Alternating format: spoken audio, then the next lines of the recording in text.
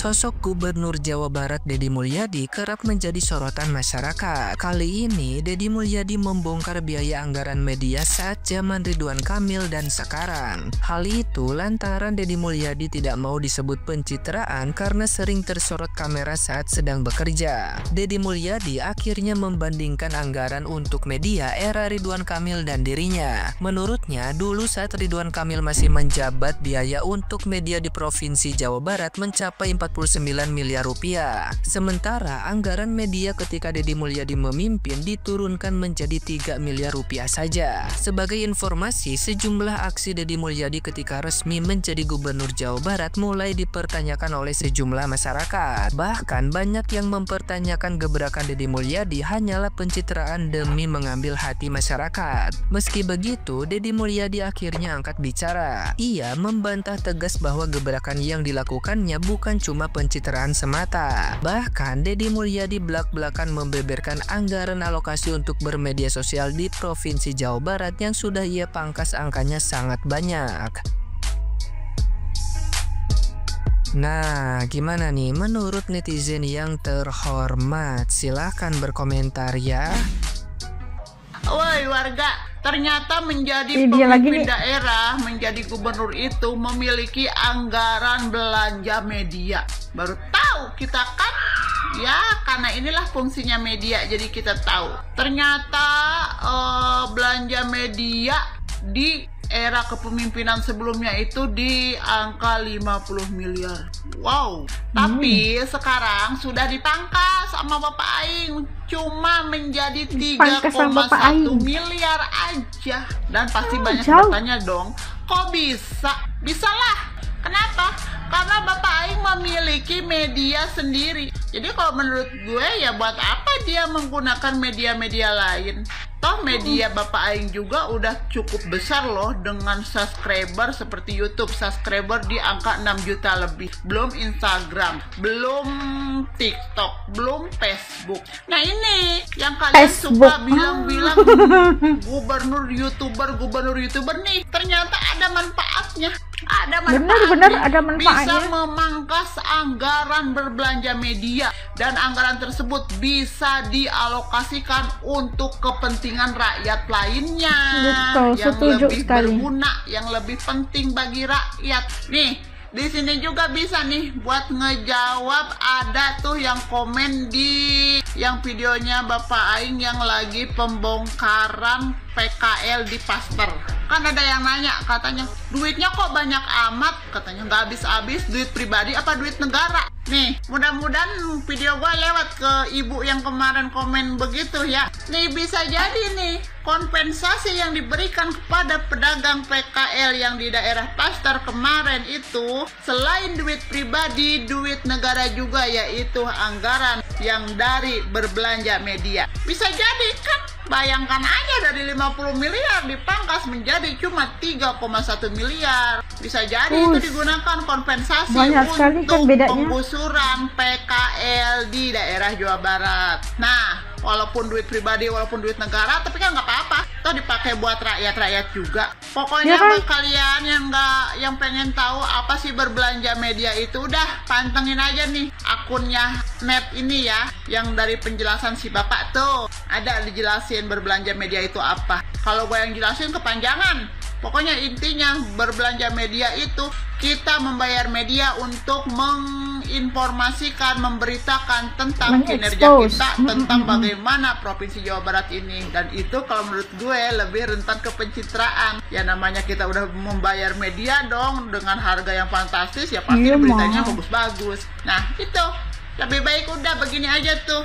Kita nonton beritanya melalui media Bapak Aing aja. Selain meningkatkan algoritma dan pendapatan Bapak Aing melalui media sosialnya, kita juga bisa tahu realitanya yang asli itu seperti apa tentang Jawa Barat ini. Dan tentunya kita membantu menonton di media-medianya Bapak Aing itu, duitnya juga sama Bapak Aing kan tahu sendiri, dibagi-bagiin lagi ke rakyat. Oke, udah gitu aja. Bye. Wassalamualaikum warahmatullahi wabarakatuh. Yang belum ngerti, tonton aja nih video yang lagi gue stitch ini ya.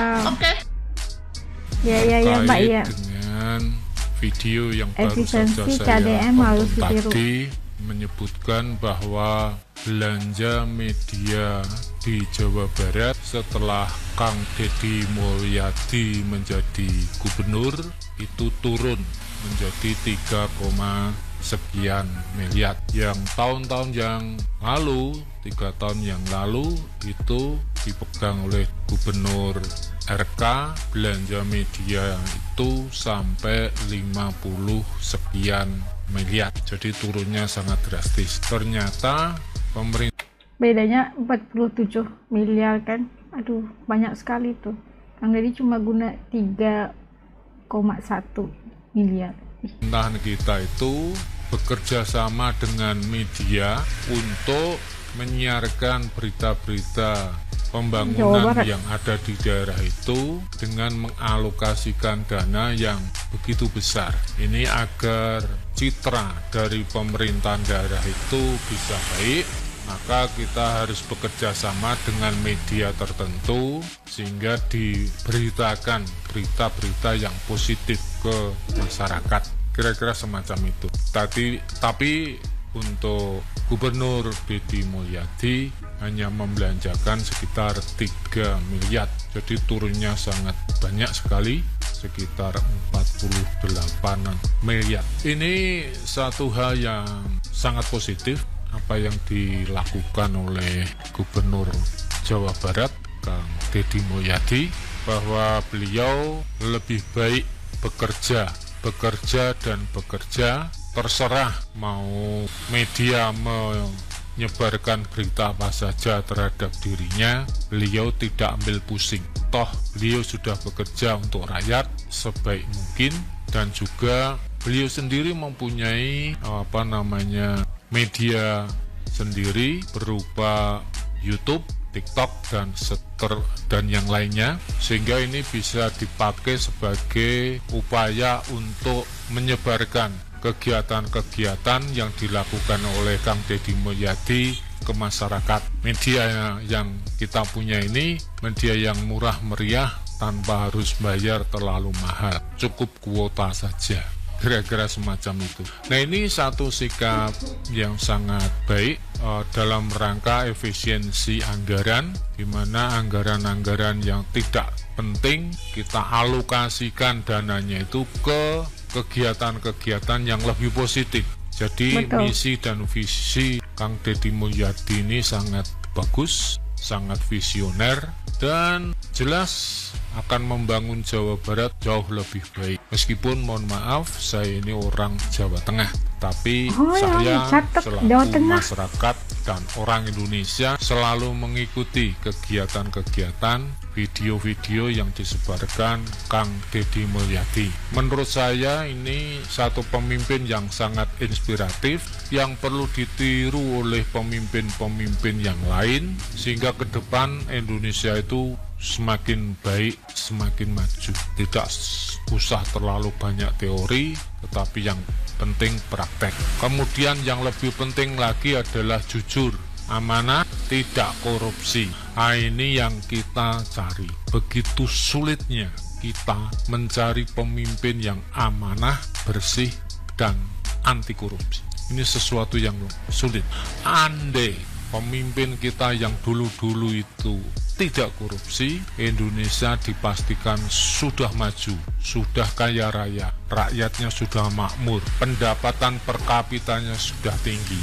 Yang sekarang ini baru berapa? Sekitar 4.500 US dollar per tahun. Pendapatan yang menurut hitung-hitungan itu masih rendah. Harusnya negara kita yang begitu kaya, alamnya yang luar biasa, minyak, gas, batu bara, emas, dan lain sebagainya, harusnya kalau dikelola hasil bumi Indonesia tuh Masya Allah hebat sekali yang Allah kurniakan buat Indonesia, luar biasa banyaknya, dan kalau diurus dengan benar dan betul, pasti Indonesia luar biasa jaya, insya Allah. Secara baik, amanah, jujur, tanpa korupsi, kita mestinya sudah menjadi negara yang maju, rakyatnya makmur. Lagi-lagi persoalannya masalah korupsi, sampai sekarang kita masih prihatin.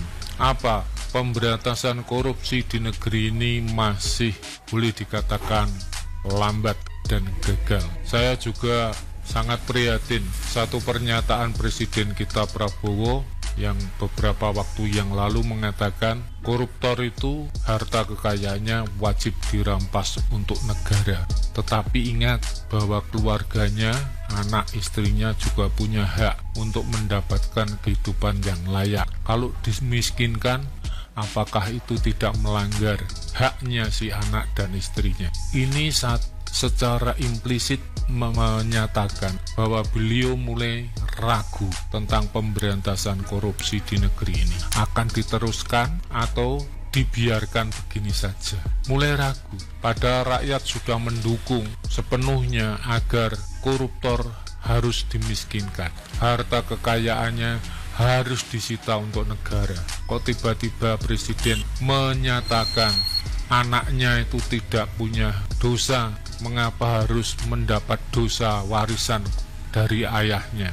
Kalau dimiskinkan kehidupannya nanti bagaimana? Kok mikirnya sampai sejauh itu? Ya kalau harta kekayaannya itu disita untuk negara, mereka sudah bisa makan, bisa hidup dengan layak karena memang sudah kaya. Jadi ini yang menurut saya satu pernyataan menurut saya itu mulai bimbang bagaimana harus dirampas kekayaan para koruptor itu. Pernyataan yang sangat memprihatinkan dan saya sendiri sebagai pemilihnya Prabowo Gibran merasa kecewa. Saya menginginkan Presiden kita itu menjadi orang yang tegas, kuat dalam hal berantas korupsi tanpa pandang bulu. Ingat bahwa beliau ini adalah mantan prajurit Kopassus TNI kita, yang prajurit Kopassus ini yang kita bangga-banggakan. Keberaniannya tidak perlu diragukan, ketegasannya tidak perlu diragukan. Tapi kok kelihatannya Presiden kita ini mulai agak gamang dalam hal memberantas korupsi, dalam hal perampasan aset milik koruptor.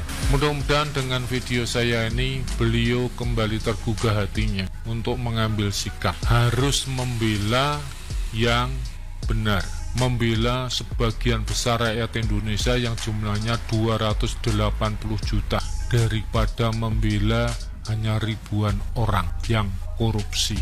Itu hitung-hitungannya. Jadi kalau merampas harta kekayaan koruptor itu tidak melanggar hak asasi manusia. Tidak usah takut Pak Presiden. Kalau mau menghukum seumur hidup bagi koruptor juga tidak melanggar hak asasi manusia. Pak Presiden tidak perlu takut. Rakyat mendukung Pak. Mohon bisa lebih tegas lagi, punya sikap yang lebih tegas terhadap koruptor ini. Terima kasih. Assalamualaikum warahmatullahi wabarakatuh.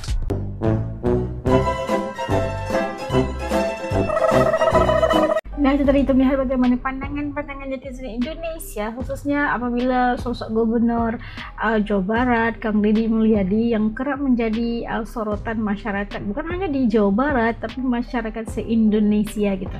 Dan kita melihat bagaimana apa yang dilakukan oleh Kang Deddy itu luar biasa banget, sehingga yang bikin kaget biaya anggaran media saat Gubernur sebelum ini adalah kira-kira 50 miliar gitu.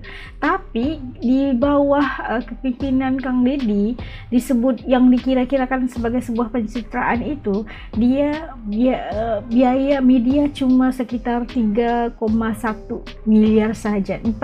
Lebih kurang 47 miliar bedanya. Itu sesuatu yang luar biasa banget, dan alokasi itu bisa diberikan kepada disalurkan kepada masyarakat yang baik-baik. Itu malahan menjadi sorotan, masyarakat mendapat sorotan luar biasa. Dan ya ada juga yang bilang itu hanya sebagai sebuah pencitraan, dan saya tidak paham kenapa mesti ada orang yang suka dan ada juga yang nggak suka. Itu biasa normal gitu kan. Tapi untuk Kang Deddy harus diberikan perhatian, harus diberi sebagai contoh untuk pemimpin-pemimpin yang lain supaya mendahulukan masyarakat, memberikan satu impact yang luar biasa buat masyarakat seluruh Indonesia pastinya.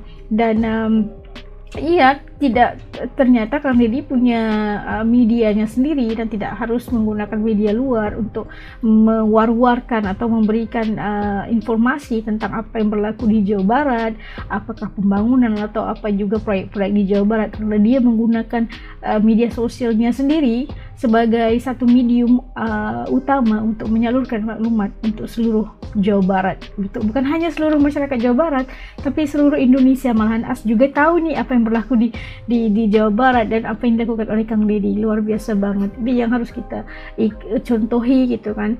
Dan buat kalian, apa yang kalian rasakan tentang apa yang dilakukan oleh Kang Deddy ini? Kaget apa enggak dengan jumlah pembongkaran biaya anggaran media yang digunakan oleh pemimpin ini? Titik komen kalian di bawah ya. Sampai kita ketemu lagi insyaallah di lain video. Sampurasun. As minta maaf kalau ada salah dan silap daripada As. Sedang belajar ya, antara ke bahasa-bahasa Sunda, sedang belajar. Harapnya kalian bisa bantu juga ya. Sampai ketemu lagi dalam video, jaga diri semua. Assalamualaikum, dadah.